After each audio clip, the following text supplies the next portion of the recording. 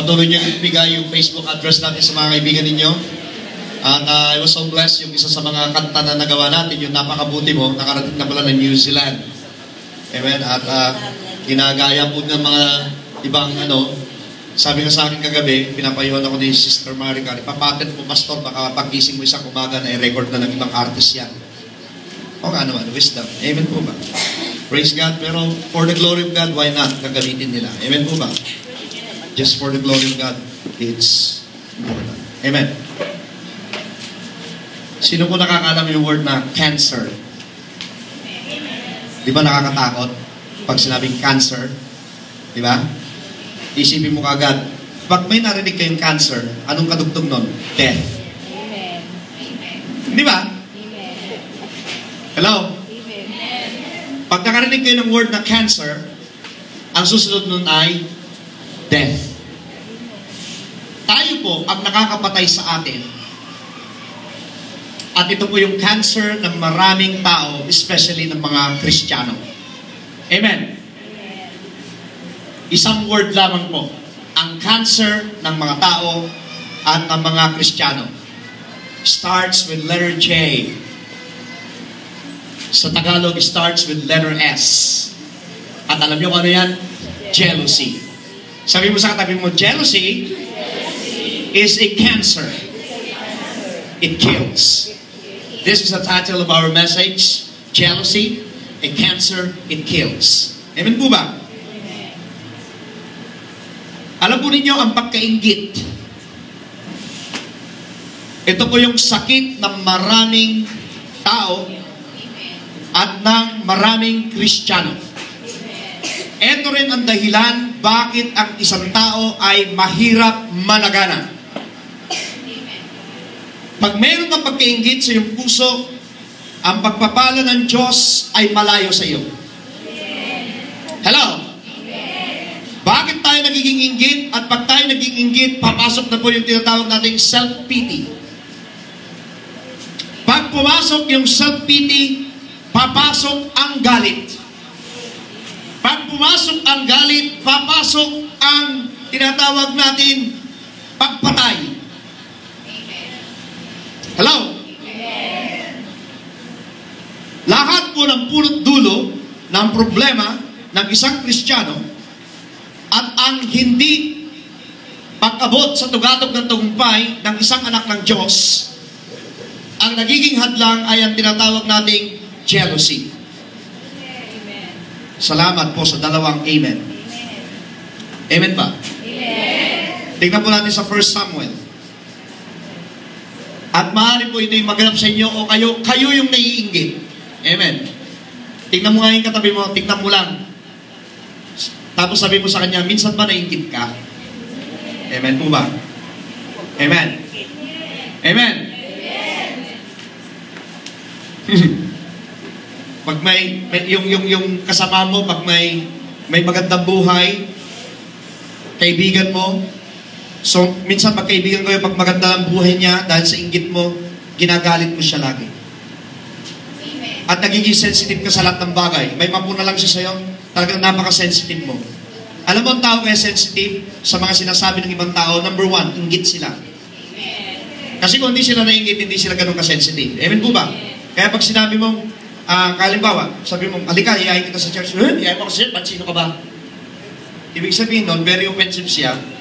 Merong maganda sa'yo na ayaw niya. Amen po ba? Hello? 1 Samuel. Jealousy, a cancer, it kills. Chapter 17. Amen po ba? I want you to go to verse 25. 1 Samuel chapter 17, verse 25. Bago po natin basahin yung verse 25, tumingin po kayo dito, isa-summarize ko lang.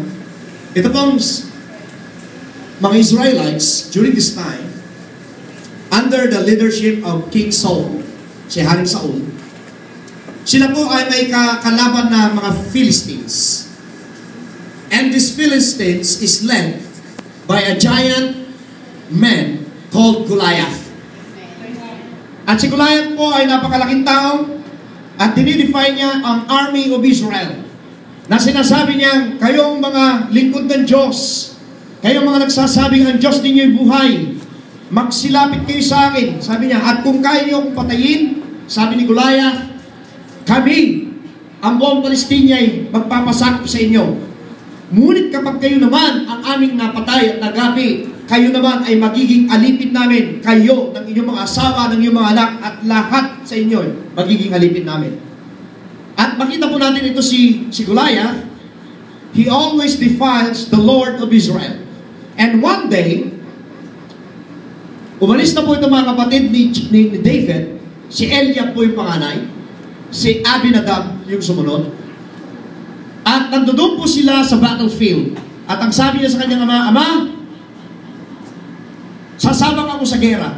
Sabi naman ni Jesse, bata ka pa, magpastol ka na lang muna ng tupa. Amen. David during this time is 17 years old. 17 anyos. Amen? So one day, sabi ng kanyang amang si Jesse, sabi niya, David, dalhan mo ng pagkain yung mga kapatid mo, dalhan mo ng gatas, dalhan mo ng keso, at sila ay nasa battleground. Nung nasa battleground na siya, narinig niya ngayon na pinag-uusapan ng mga sundalo ng Israel na takot sila kay Goliath. At narinig din niya na Goliath is defying Israel. At narinig din niya sa conversation na sabi ni Haring Saul, ang sino mang makagapi kay Goliath o makapatay, ay ibibigay ko ang aking anak na kanyang mapapakasama. Amen? Amen po ba? Amen. Nasaan po yung mga binata rito? Amen? Kapag nakarinig ang 17-year-old ng gano'n, isa sa mga premyo ay ang aking prinsesa, sasabihin ng binata, gagawin ko lahat. Amen po ba? Amen. Lalo na pag sinasabi mo, good looking at saka prinsesa pa siya. Amen po ba? Amen. Amen. Pero si David, hindi yun ang tinignan niya. Si David, ang tinignan niya ay yung panglalait ng Palestina sa army of Israel. Remember, Israel, ito po yung God-chosen people. Kaya ito na ngayon, nilalait. Punta mo sa 1 Samuel chapter 17. Amen po ba? Verse 25. Are you there? Now Eliab, his oldest brother, siya panganay, heard when he spoke to the men. Kasi po si David, ang sinasabi ni David, sino itong dituling Palestinian ito na maglalait sa sundalo ng Panginoon at lumalait sa Diyos na buhay? Amen? At narinig ito ni Eliab. Kaya po si Eliab ay ito. He was angry. Anger was arose against David and he said, why did you come here? Nagalit siya kay David. Sabi ni Eliab, hoy, ba't ka nandito dito?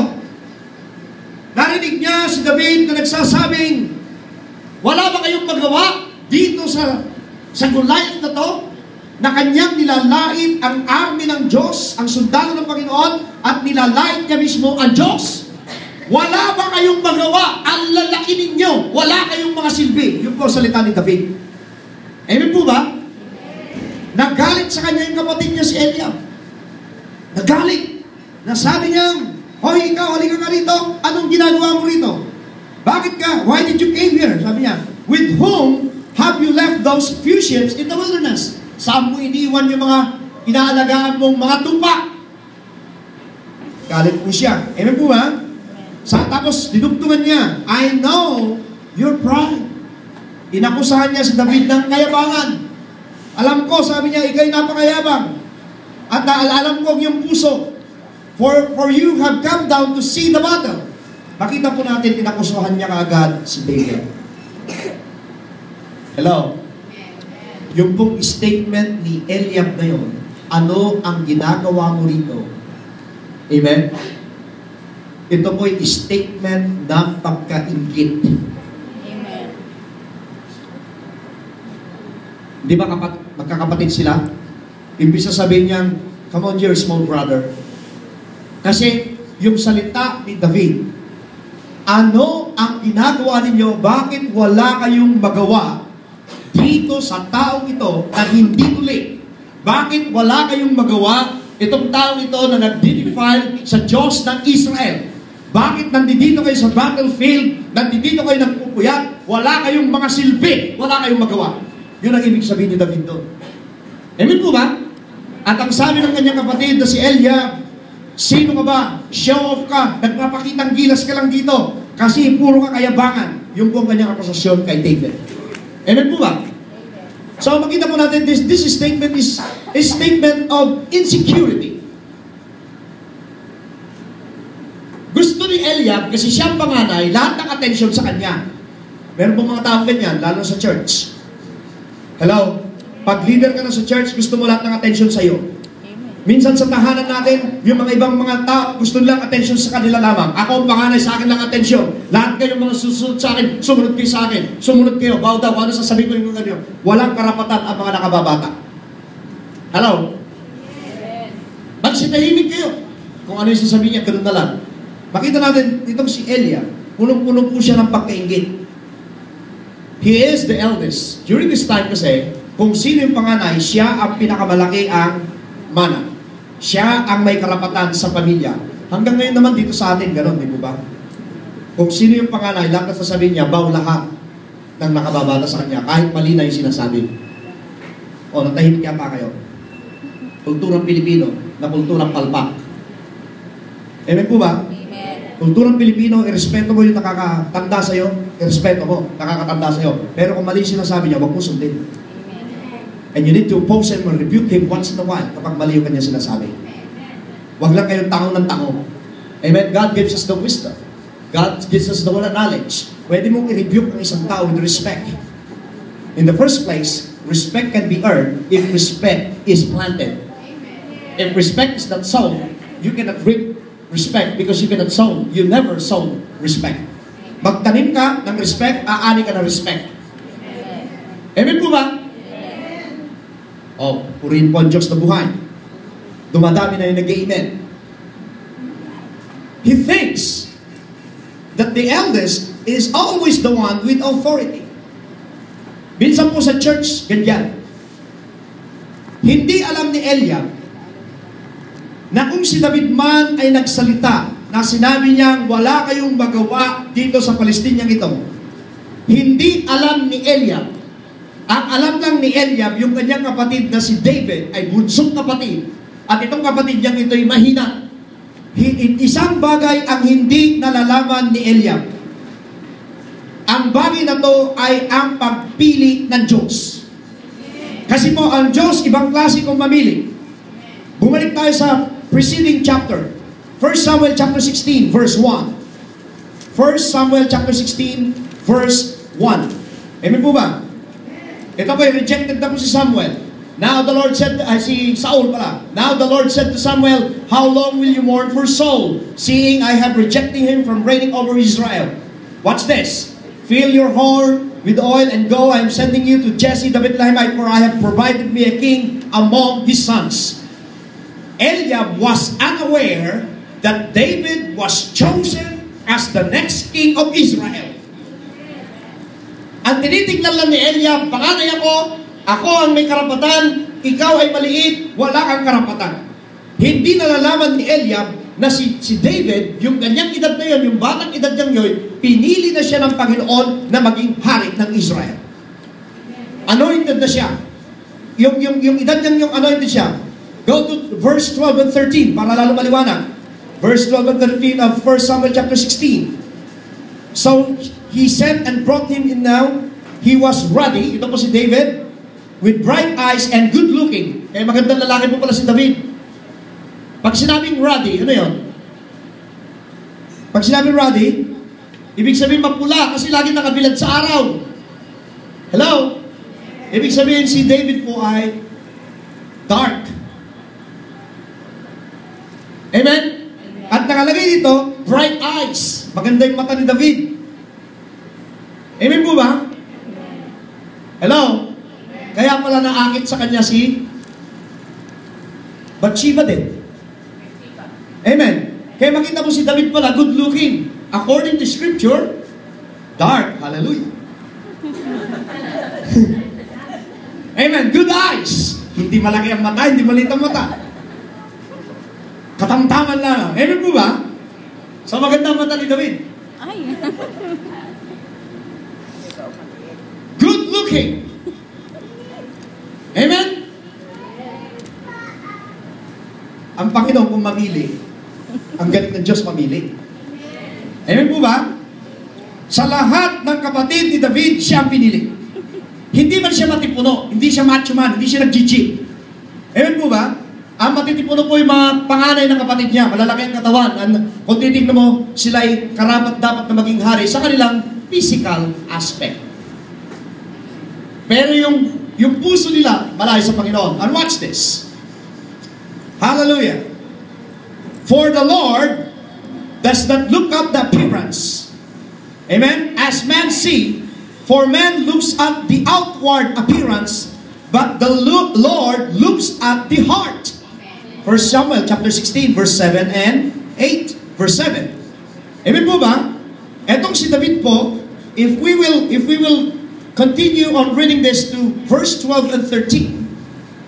So, sabi dito, anoint him, for this is the one. Then Samuel took the horn of oil and anointed him in the midst of his brothers. Teka pala, kaya pala naiinggit si Eliab, kasi nung i-anoint si David, nandoon si Eliab. Amen po ba? Amen. Nandoon si Eliab. Tingnan niyo yung verse 12. He was anointed in the midst of his brothers, and the Spirit of the Lord came upon David from that day forward. Nung piliin siya, nandoon yung mga kapatid niya, at nung i-anoint siya ni Samuel, na sinabi ni Samuel sa kanya, you will be the next king of Israel. I am anointing you with the Holy Spirit. Nandoon yung kanyang mga kapatid. Kaya pala, punong-puno ng pagkaingit si Eliab. Hello? Na si Eliab, imbis na matuwa siya na sasabihin niya, glory to God, hallelujah, yung kapatid ko, magiging hari ng Israel. Matutuwa ako kasi kapag siya'y nakapasok sa palasyo, lahat sila ipapasok din sa palasyo kasi family sila ni David. Pero imbis na gano'n na mangyari, nainggit sila. Minsan ba may mga kaibigan ba kayo, may mga kasama ba kayo sa bahay, kapitbahay, na kapag ikaw ay nananagana, lalong naiinggit sa'yo? Amen. Kaibigan mo minsan, akala mo kaibigan mo, pero kapag magkaibigan kayo, pag na-promote ka, naungusan mo siya, naiwan mo siya, bandang uli, siya na yung worst enemy mo. Amen. Kasi yung best friend mo, yung kaibigan mo, it will become also your worst enemy kasi lahat ng sikreto mo alam niya. Amen.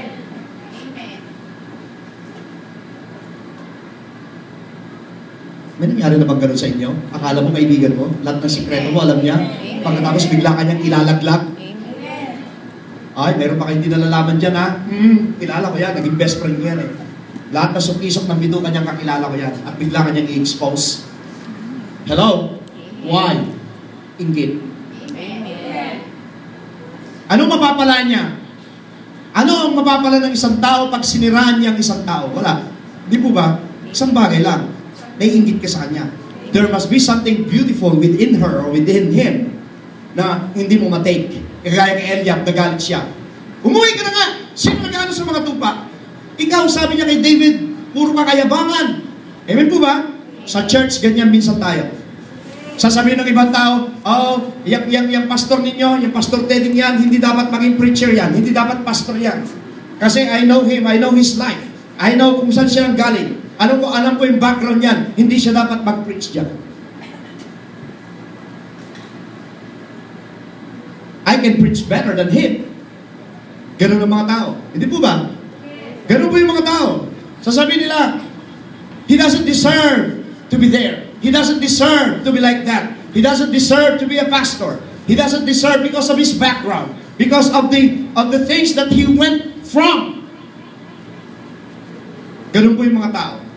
Amen po ba? Pero ang Diyos po, siyang namimili. Anong problema ni Eliab? Ang Diyos ang namili kay David. Anong problema mo? Kung pinili ako ng Diyos at inilagay ako ng Diyos sa isang lugar na kung saan ako'y mag-i-excel, ay ibig sabihin, mag-exceed ako sa isang lugar na kung saan ako nilagay ng Panginoon, that's not your problem. It's not me who put myself in this position, it's God. Hello?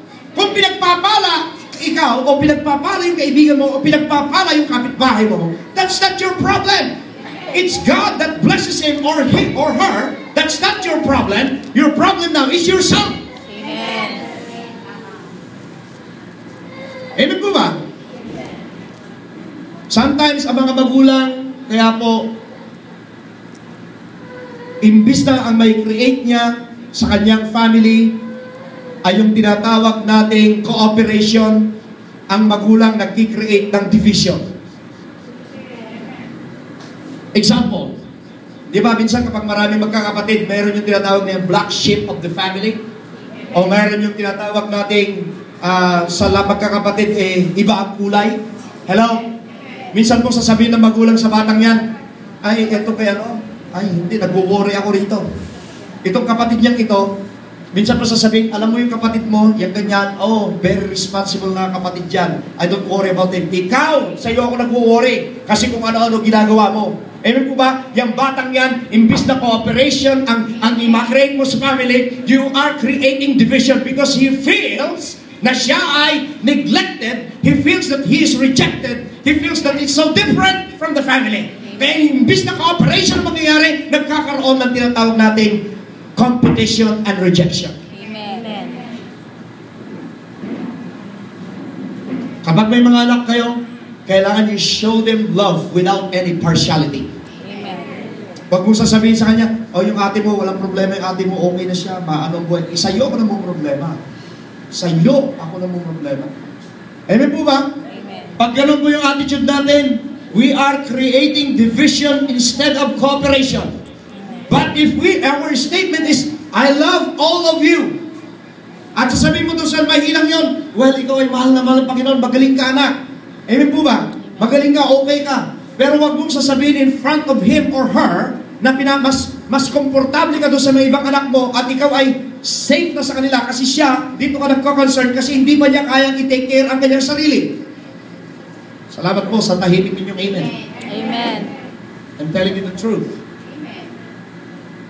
Do not tell your children, I got no problems with your brother but you.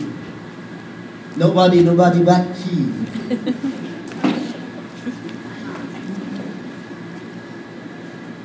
Hello? Minsan naingit tayo.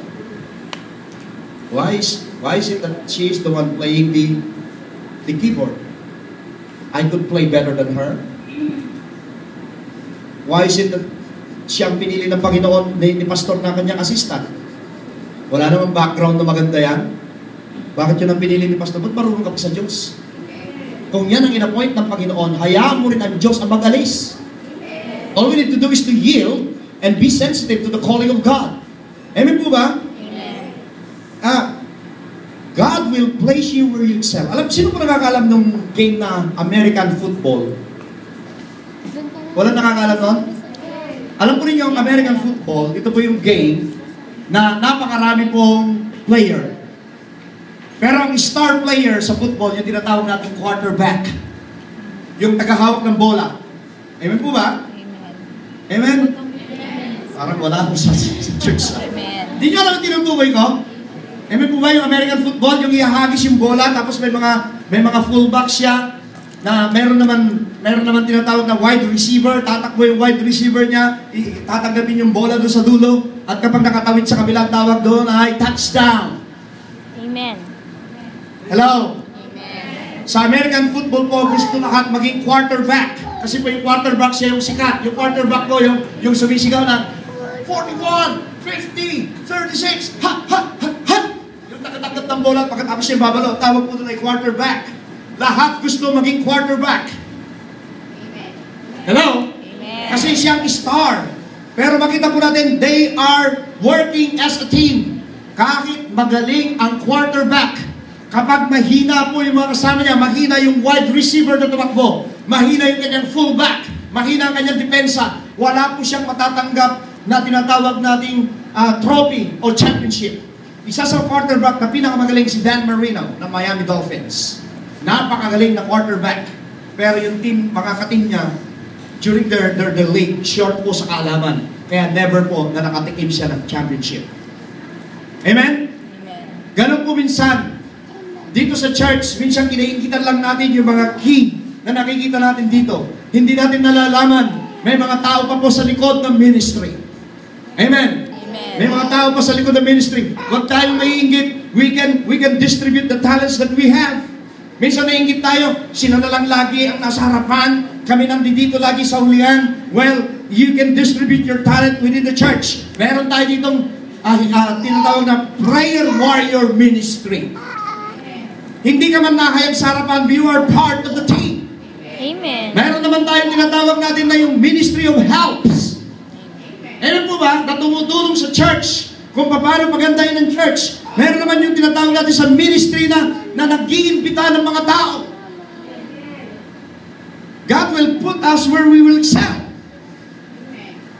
Akala ng iba, sa church kasi, ang laging bida sa church ay yung pastor. Hello? Mali po. Dapat po ang bida ay ang Panginoon. Amen. Ang pastor lang ang naka-front, pero the church will not work as a church kapag puro pastor. Amen. Kaya nga may mga leader dito, sabi, pastor, bakit? Bakit? Binigay mo sa akin yung ganito. Bakit ganito? Ina-assign kita kasi hindi lahat puro pastor. Sabi ko nga, I have too much exposure already. Yung mga Bible studies natin, dapat kayo na nagtuturo, hindi na yung pastor.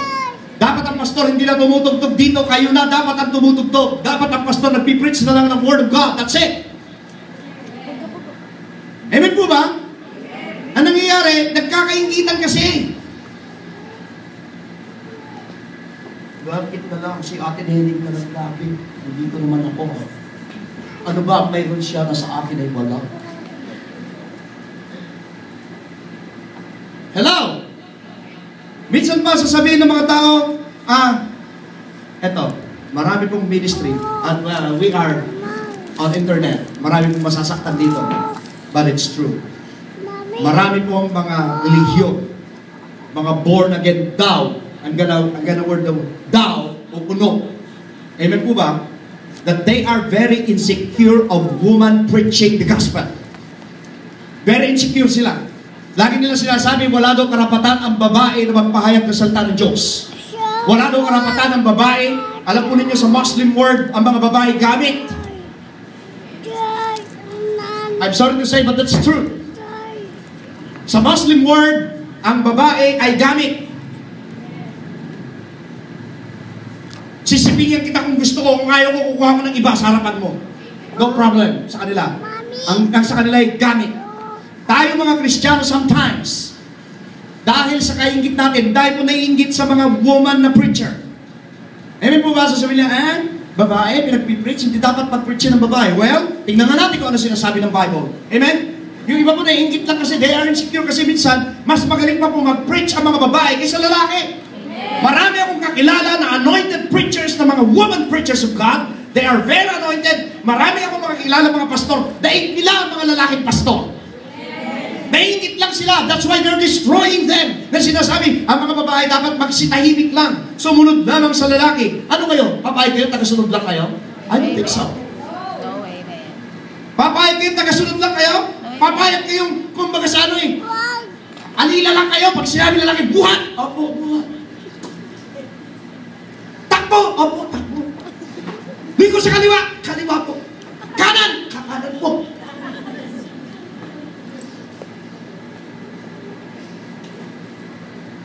Watch this. Let's go to Genesis chapter 1. Genesis chapter 1 verse 27. Amen. Bago po basahin ito, sasabihin ko muna sa inyo. Listen. God is not a God of discrimination. God is no respecter of a person. Repeat after me. God is no respecter of a person. Amen. Watch this. Genesis chapter 1 verse 27. Verse 27 of Genesis chapter 1. So God created man in His own image. In the image of God, He created him, male and female. Amen.